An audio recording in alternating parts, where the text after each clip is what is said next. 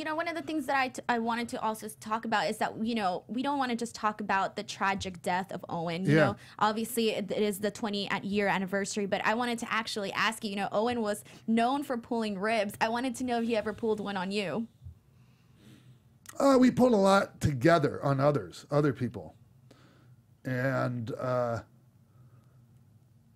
actually, Owen did. Like, he would...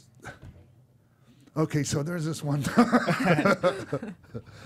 There's this one time, and Brett writes about it in his book.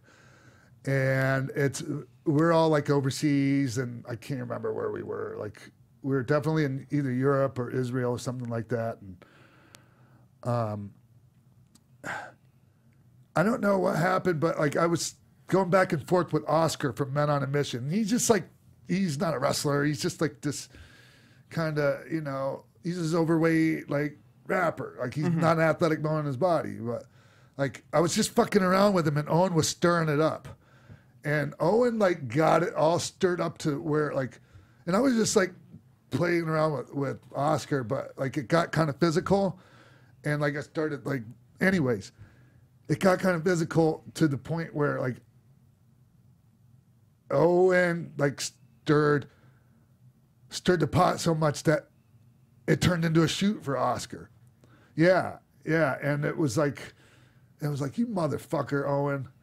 You know, I know, like you had to be there, but okay. So Owen and I remember Owen had a hard time sleeping. Owen and we would travel together and share a room, and Owen would put fucking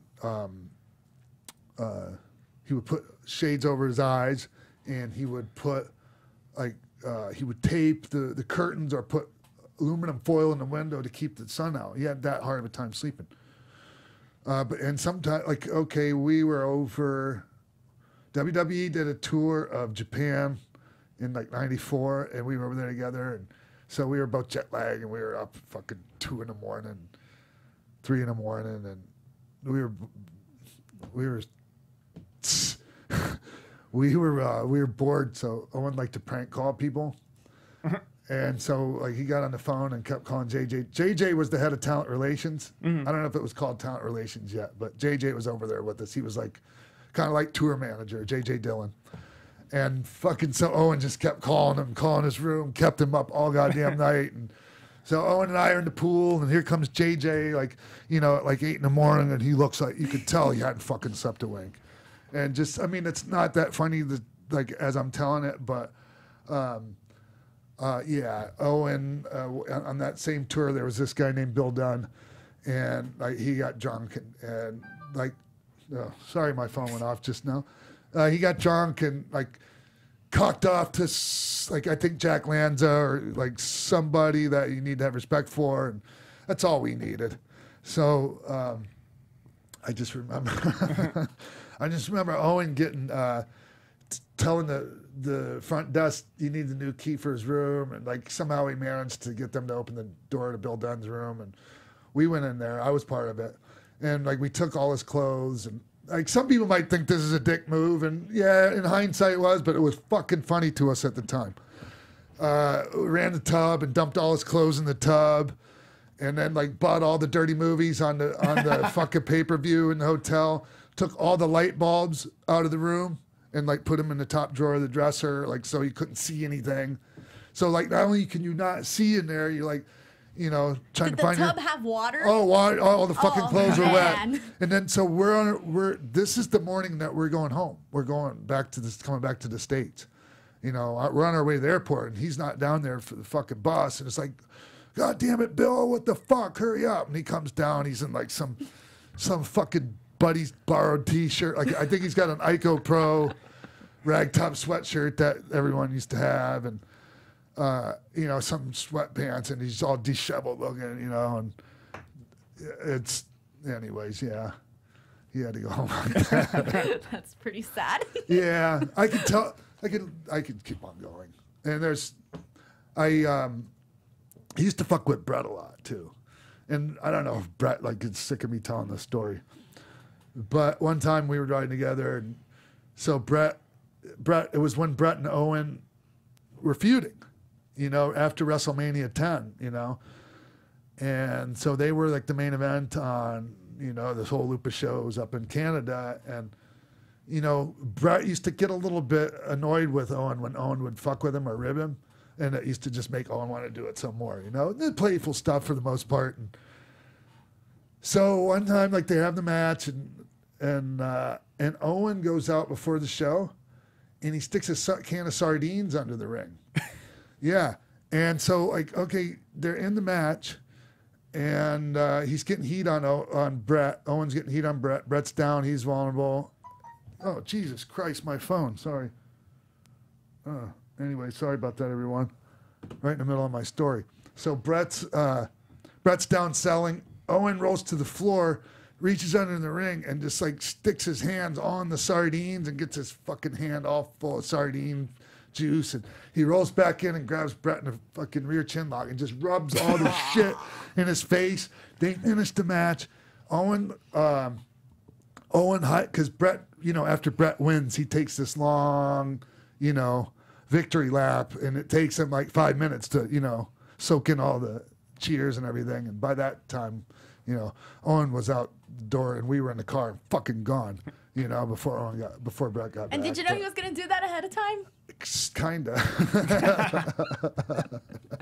Oh my God. Well, one of the other things I wanted to ask you is, you know, not a lot of guys could work your style, but Owen could. What was it like working with him? Oh, shit. So, yeah, okay. People like always talk about my match with him at King in the Ring. It was like 4 minutes, and you know, like everyone goes, "Oh, it's the best 4-minute match of all time," and you know, whatever. Like it was a really good one. But we had a match like a month and a half later on Raw from Lowell, Massachusetts, and it was Owen and Jim Neidhart was on the floor, and I had a hell of a match. It was about 17-minute match with them, and Jim was great on the floor. Like he popped up at the right time and really added to it, and we did some really cool shit in there, you know. But the thing that I loved about working with Owen the most was we would do, okay, Owen and I were the main event on the B shows. You know what that means? Yeah. Like, so they had the A town and the B town, and it might have even been the C town. But so we made more money on, like, I'll just speak for myself. I made more money main eventing with Owen on the B shows and the little, like, we would do these little amphitheaters and outdoor musical tents, like in New England. Like, okay. Anyways, like some people that might be listening have heard of these places. Warwick, Rhode Island musical tent, you know, oh, fuck. Anyways, those types of things. Mm-hmm. But you'd be on top, so you'd get the on top money. Yeah. And it's cheap to run those venues. And the thing about it, too, was those little venues, it was like there was a stage in the round, and the only ring that would fit on there was this little 16-foot ring that had a nice amount of give to it. So, like, we could go out there, and I could take bombs, and it didn't kill me like the other fucking ring on the A-Towns. And Owen and I would go out there, and we would just go out there and just have a match. We would just do whatever. He would call stuff, I would call stuff. We would feel it out, feel the people, and it was like working with somebody that we read each other's minds. You know, barely had to speak a word to each other. He could just grab me and fucking, without even saying anything, like in the middle of the ring, just grab my head, jump up and monkey flip me, and I'd land on my feet. Shit like that. And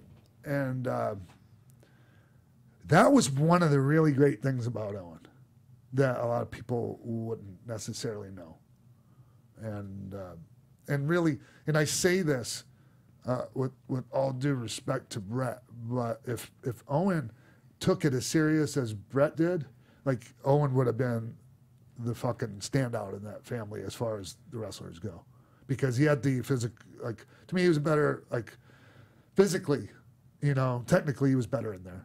And Bret was like, that is not taking away anything from Bret, because to me Bret is, you know, a goat, and a lot of the reason for that is because Bret took it so serious. Anyways, and I think maybe that's part of the reason Owen didn't, is that if you grew up around Brett, who is taking it so seriously, you have to find a different approach. And maybe that was the approach he found of, well, that's what Hey, Brett's so the gonna biggest rib of all, the fucking last rib Owen pulled on everyone was when we went to his funeral. And everybody was there. And I remember I was sitting next to Mick Foley. And I think Joni and Hunter were in the same thing. Anyways, we were all crammed in there. And there was, I don't know how, I guess he was their family, like, you know, the church that they would go to or whatever, but it was like a black, like an old, like 90-year-old Southern Baptist black preacher that did the service. And that fucking thing went on and on and on and fucking on. And we and Mick Foley and me, we were all sweating fucking bullets. And it was just the biggest rib ever. And good one, Owen. Good one. We miss you. And that was a hell of a rib. So, yeah. That's awesome. I'm just like visualizing like Right? a sauna. Fuck it, we're just pouring sweat. And I can just picture Owen like laughing his ass off, like, you know, the image of him and, you know, looking down. Yeah. So, yeah.